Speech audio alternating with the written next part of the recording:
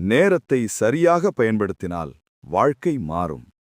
உனக்கு எப்போதும் ஒரு வார்த்தை பழக்கமா இருக்கு. நேரமே இல்லைன்னு. படிக்க நேரம் இல்ல, வேலை செய்ய நேரம் இல்ல, கனவு நினைக்க கூட நேரம் இல்ல. ஆனா ஒரு விஷயம் யோசிச்சு பாரு. இந்த உலகத்துல இருக்கிற எல்லாருக்கும் ஒரே அளவுதான் நேரம். 24 மணி நேரம்.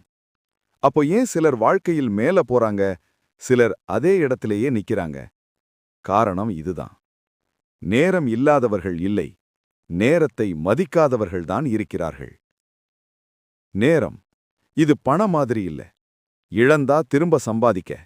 ஒரு நாள் போச்சுன்னா அது போனதேதான்.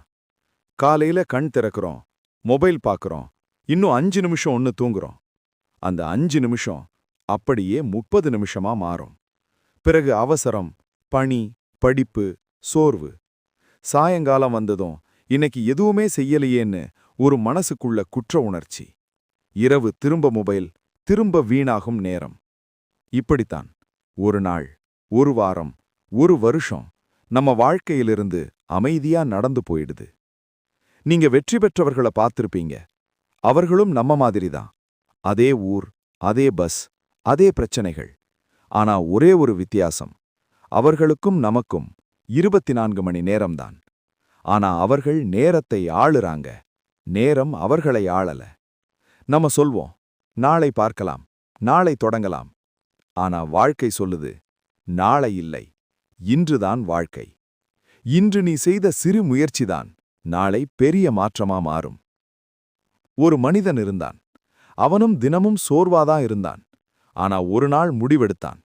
காலையில எழுந்ததும் மொபைலை விடுத்து மனசுக்கு பிடிச்ச ஒரு வேலைய முதல்ல செய்தான். சின்ன சின்ன நேரங்களை மதிக்க ஆரம்பிச்சான். ஒரு நாள் இல்லை, ஒரு வாரம் இல்லை, தினமும் அதே முயற்சி, அதே ஒழுங்கு, அதே தொடர்ச்சி. மெல்ல மெல்ல அவன் வாழ்க்கையும் மாற ஆரம்பிச்சது.